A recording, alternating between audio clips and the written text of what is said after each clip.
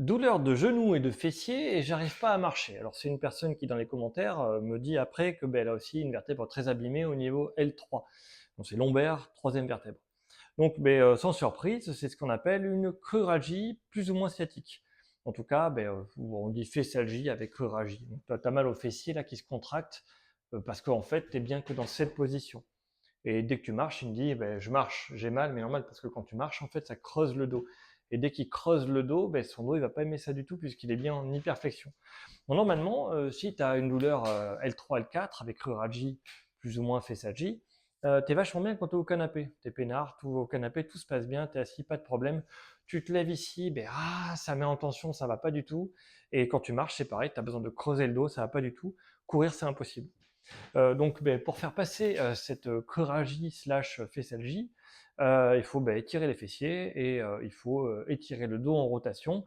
Et après, il faut se faire de la rééducation en flexion, tu vois, pencher en avant.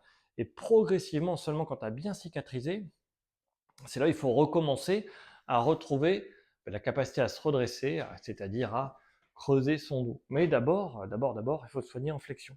Donc voilà, un exercice simple que je puisse te faire faire. Euh... je vais essayer de le faire faire assis, on va voir. Est-ce que j'arrive à trouver des exercices assis? Bon, le premier, c'est un étirement simple des fessiers. Tu peux l'étirer comme ça, en tirant vers toi ou en poussant ici. La douleur ici, elle va diminuer. Et après, pour enlever la douleur dans le genou, si tu en as une quand tu es assis, il suffit de se pencher en avant en soufflant bien, tu vois ici. Il a bien tiré sur ton dos et souffler. Donc tu verras, des fois, ça peut ne pas suffire. Il faut vraiment aller le plus bas possible, hein. Là, c'est parce que tu es en phase aiguë et tu es en crise. Il faut répéter les flexions en bas en soufflant, en allant le plus bas possible. Mais souvent, ça suffira pas. Tu verras qu'il y a un côté ou un autre côté où ça va aller mieux, vraiment en soufflant en allant plus bas. Tu vois, moi, je mets deux mains du même côté là et j'essaie de les descendre pour vraiment avoir ce côté se pencher. C'est un côté ou l'autre. Attention, TC, tu vas vite savoir. Il y a un côté qui va te soulager à la répétition. En fait, tu fais une dizaine de répétitions, tu te rassois dans la même position et tu auras moins de gêne, moins de douleur. Mais voilà, dis-toi que si tu en es à ce stade-là, ne pas pouvoir marcher, à ne pas pouvoir te mettre debout et poser la jambe par terre, c'est une lombalgie sûrement L4.